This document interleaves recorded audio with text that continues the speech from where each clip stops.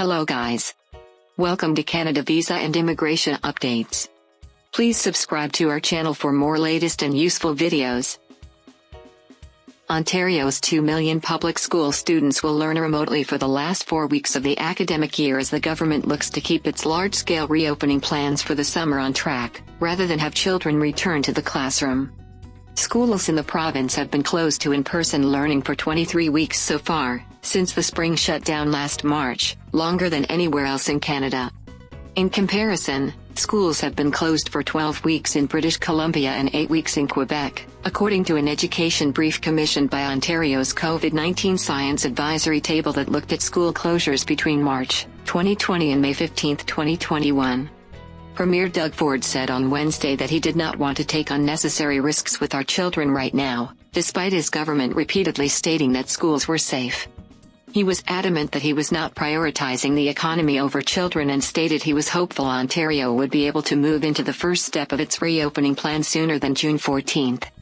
Mr. Ford said Ontario, unlike other provinces where most schools have remained opened, has a large airport to contend with and is dealing with the threat of the B.1.617.2 variant of COVID-19, a sub-branch of the variant previously associated with India that is more transmissible and less responsive to a single dose of vaccine.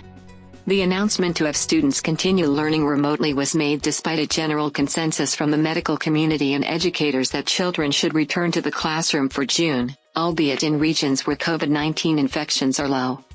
Educators and medical experts are increasingly worried about the mental health and well-being of children, not to mention the learning gaps that are associated with school closures.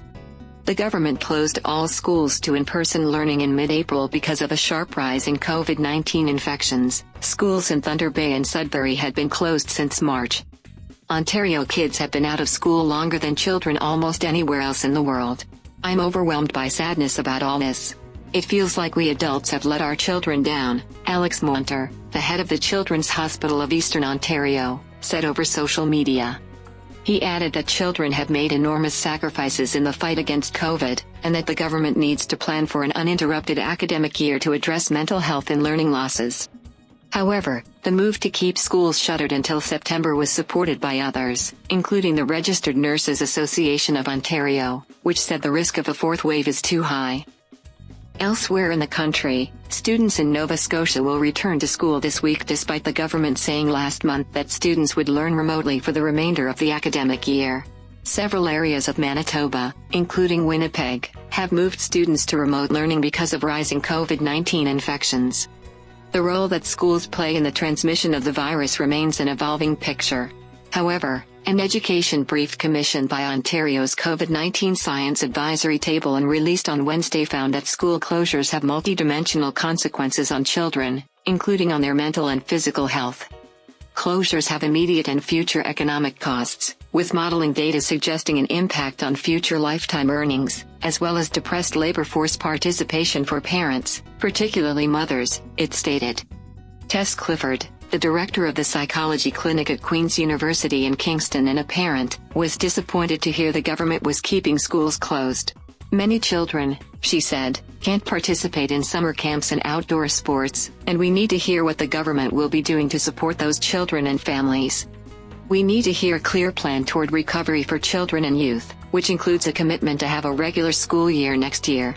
Kids and families need to know they can count on their leaders to prioritize kids' well-being, Dr. Clifford said. NDP education critic Marit Stiles said the Premier had given up on our kids. He had a choice to invest in keeping them safe and putting the needs of our children first, and he made the wrong choices. While COVID-19 case numbers and hospitalizations have been dropping in Ontario, intensive care units still have a higher number of patients than they did at the peak of the second wave in January, with 573 people in ICUs, as of Wednesday with illness related to COVID-19. The government is reviewing data to determine whether the province can enter the first step of its reopening plan, which includes allowing patios and retail capped at 15% capacity, before the anticipated date of June 14. Mr. Ford said he was awaiting guidance on the matter from outgoing Chief Medical Officer of Health David Williams, who is looking at data from the May long weekend. Mr. Ford said on Wednesday that although schools are closed to in-person learning, his government would allow outdoor graduation ceremonies. It is unclear how that would happen under current restrictions that limit gatherings, and many schools have been tirelessly working on virtual ceremonies. The government will work with public health officials and school boards on how to proceed, the Premier's office said. The first step of the province's reopening plan limits outdoor gatherings to 10 people, but for outdoor ceremonies, the capacity is limited to the number of people who can attend while maintaining physical distancing of 2 meters. Thanks for watching this video. For any further information, kindly contact us on the email mentioned on the screen. Thank you.